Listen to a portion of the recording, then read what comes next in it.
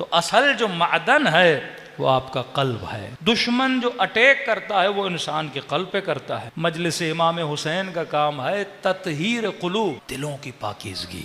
دل اگر پاک ہو گیا بندے کا بدن پاک ہے، دل اگر پاک ہو گیا تو بندے کا عمل پاک ہے. دیکھو ہوتا کیا ہے، ابن سعد کے دل کو رے کی حکومت نے بھرا ہوا تھا. کیا بنا؟ قاتل حسین. وقت کم ہے. امام حسن ایک جگہ سے گزر رہے تھے، کیا دیکھا؟ ایک مولا کا چاہنے والا. اب ہوتا یہ تھا کہ محبت تو کرتے تھے لوگ امام حسن سے. اب میثم ہے، قمبر ہے، سلمان ہے، ابو ذر ہے، مالک ہے، شہر بھرا ہوا تھا عقیدت مندوں کا، محبت کرنے والوں کا. آج بھی یہی، آپ کا بھائی بولتا ہے بھائی آپ سے بڑی محبت ہے، لیکن کہیں نہ کہیں پیسے کا معاملہ آتا ہے ڈنڈی مار دیتا ہوتا ہے. کہتا ایسا نہیں کہ اسے آپ سے محبت نہیں، پیسے سے زیادہ ہے، ڈنڈی مار لیتے. مولانا آپ سے بڑی عقیدت ہے. پہلے تو لوگ دوسروں کو چونا لگاتے تھے، اس 40 میں ہمیں چونا لگ گیا کہ مولانا بھائی کا مسئلہ ہے، زیارت پہ جانا ہے، اور انہوں نے مولوی صاحب کو بھی نہیں چھوڑا. اب میں نے کہا یہ لوگ چوریاں کر کے امام حسین کی زیارت پہ جا رہے ہیں، یہ بندہ شناس نہیں ہے. کیونکہ دل میں حسین کی محبت ہے. یہ نہیں کہ نہیں، اگر نہیں ہوتی اتنا جھوٹ نہ بولتا، چوری نہ کرتا. جا رہا ہے کربلا، محبت حسین ہے، لیکن پھر مال کی محبت زیادہ ہو گئی. یہ ٹکراؤ ہوتا ہے. معصوم فرماتے مثلا یہ گلاس ہے قلب، اب فرماتے اس میں پاک پانی ڈال، نجس ڈالے گا وہ پاک کو بھی کیا کر دے گا؟ نجس کر. اگر حسین کی محبت تم نے اپنے دل کے گلاس میں ڈالی ہے، اس میں شمر کی محبت کو نہ ڈال. اگر حسین کی محبت اس گلاس میں ڈالی ہے، مال کی محبت اس میں نہ ڈال. اگر حسین کی محبت ڈالی ہے، پھر شہوت کی محبت اتنی نہیں ہونی چاہیے. ہاں وہ ساری محبتیں، مال ہو، شہوت ہو، شکم ہو، گاڑی ہے، گھر ہے، اولاد ہے، وہ ساری محبتیں اس سائے کی محبت میں ہونی چاہیے. ایسا نہیں کہ جناب حجر کو اپنے بیٹوں سے محبت نہیں تھی پر علی سے زیادہ تھی. ایسا نہیں کہ میثم تمار کو بدن سے محبت نہیں تھی پر علی سے زیادہ تھی. تو قلب کو پاک بنا، تیرا عمل کیا ہو جائے گا؟ پاک ہو جائے. قلب مخزن عمل ہے.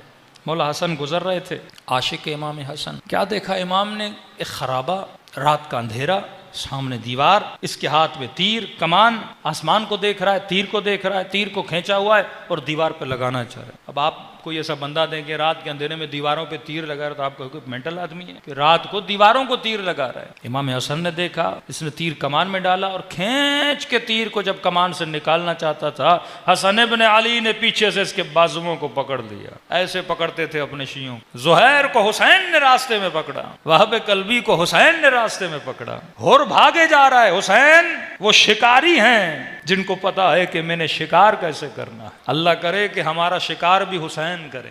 وہ شکار کرتے، مجلسوں سے شکار کرتے ہیں، لوگوں کو چنتے ہیں. ہاں یہ میرے کام کا بندہ ہے. دیکھو نا آسمان میں کوے بھی اڑ رہے ہیں، چیلیں بھی اڑ رہی ہیں. شکار کن کا ہوتا ہے؟ کبوتروں کا. شکار طیب طاہر پرندوں کا ہوتا ہے. ہاں جنگلوں میں جاؤ گے گدھے بھی گھوم رہے ہیں. بندہ کن کا شکار کرتا ہے؟ ہرن کا شکار کرتا ہے. اچھی چیزوں کا شکار ہوتا ہے. اہل بیت بھی مجلسوں میں آتے ہیں، سب کا شکار نہیں کرتے، وہ پاک دلوں کو دیکھتے ہیں. پھر وہاں سے حسین اسے نکالتے ہیں، کسی کو حر بنا کے، کسی کو میثم بنا کے، کسی کو مالک اشتر بنا کے. امام نے اس کے بازوؤں کو پکڑ لیا، مڑ کے دیکھا، حسن ابن علی، مولا چھوڑیے چھوڑیے چھوڑیے. کیوں چھوڑوں؟ کیا کر رہے ہو؟ کہ مولا ایک ستارہ شناس ہے، نجومی. اس نے کہا ہے کہ 100 سال کے بعد آسمان میں 2 ستارے ملتے ہیں، اور جب یہ ستارے آپس میں مل جائیں اس وقت تیر کو کمان میں ڈالا جائے اور تیر کو دیوار پہ لگایا جائے تو پوری دیوار سونے کی. مولا اتنا میں نے انتظار کیا، میری قسمت آئی، یہ ستارے میری زندگی میں ملے. مولا میں غریب ہوں، میں امیر بن جاؤں، میں کروڑ پتی بن جاؤں. امام نے پکڑے رکھا یہاں تک کہ ستارے الگ ہو گئے. کہ مولا حسن آپ میرے دوست ہوں یا دشمن، مجھے کروڑ پتی بننے سے آپ نے روک لیا. امام نے کہا 100 سال بعد ملتے ہیں. جی مولا میں نے اتنا انتظار کیا، سالوں انتظار کیا ہے، ایک لمحہ تھا مولا میں کروڑ پتی بن جاتا. امام نے کہا تیر و کمان اٹھا. اس نے تیر و کمان اٹھایا، کہ کھینچ تیر کو. کہ اس نے جیسے کمان میں ڈال کے تیر کو کھینچا، اچانک آسمان میں دیکھا ستارے ملے ہوئے تھے. کہ مولا معجزہ ہو گیا، کرشمہ ہو گیا، جو 1000 سال کے بعد ملتے ہیں اور آپس میں پھر مل گئے. کہ مولا میں تو بڑا خوش نصیب ہوں. اس نے پھر تیر کو دیوار پہ لگانا چاہا، حسن نے پھر بازوؤں کو روک لیا۔ مولا کیا کر رہے ہیں؟ مجھے کروڑ پتی ارب پتی بننے سے روک رہے ہیں، یہ تو معجزہ ہو گیا، ستارے ملے اور جیسے مولا نے روکا نا ستارے پھر جدا ہو۔ رونے لگا، مولا میں غریب ہوں، کیا کر رہے ہیں؟ امام نے کہا پھر تیر و کمان اٹھا، پھر کہا کہ تیر کو کھینچنا شروع کر، کہا اب جیسے کھینچا پھر دیکھا ستارے مل گئے۔ کہا مولا یہ تو تیسری مرتبہ معجزہ ہوا، حسن نے پھر اس کے بازوؤں کو پکڑ لیا۔ پریشان ہوا، مولا آپ کر کیا رہے ہیں؟